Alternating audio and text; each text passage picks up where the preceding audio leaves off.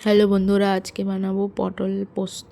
তার জন্য গোটা গোটা পটলকে ছাড়িয়ে নিয়েছি, নিয়ে একটুখানি হালকা করে চিড়ে দিয়েছি, দিয়ে পটলগুলোকে তেলের মধ্যে গোটা গোটাই ভেজে নেব এবং ওপর থেকে দিয়ে দেবো একটু হলুদ গুঁড়ো, দিয়ে ভালো করে লাল লাল করে ভেজে নেব। এবার একটা কড়াইতে তেল গরম করে দেব পেঁয়াজ বাটা। পেঁয়াজ বাটাটা ভালো করে ভাজা হয়ে গেলে তার মধ্যে দিয়ে দেবো আদা রসুন বাটা। আদা রসুন বাটাটা দিয়েও ভালো করে যতক্ষণ না কাঁচা গন্ধটা চলে যাচ্ছে ততক্ষণ কিন্তু ভাজতে হবে। তার মধ্যে দেবো 1 চামচ হলুদ গুঁড়ো, টমেটো বাটা দিয়ে ভালো করে কষিয়ে নেওয়ার পরে দেবো তার মধ্যে কাশ্মীরি লঙ্কার গুঁড়ো সুন্দর কালারের জন্য।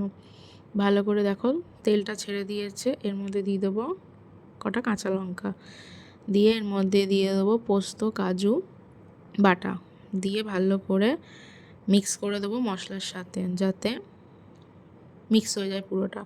এবারে ফুটে গেলে তার মধ্যে দিয়ে দেবো 1 চামচ নুন, 1 চামচ চিনি এবং অল্প একটু টক দই, দিয়ে ভালো করে সেটাকে মিক্স করে নেব। নিয়ে ঝোলটা ফুটে গেলে তার মধ্যে দিয়ে দেবো ভেজে রাখা পটল, দিয়ে ভালো করে কষিয়ে নেব এবং 10 থেকে 15 মিনিট ফুটিয়ে নেব। ফুটিয়ে নিলেই কিন্তু রেডি আমাদের পটল পোস্ত।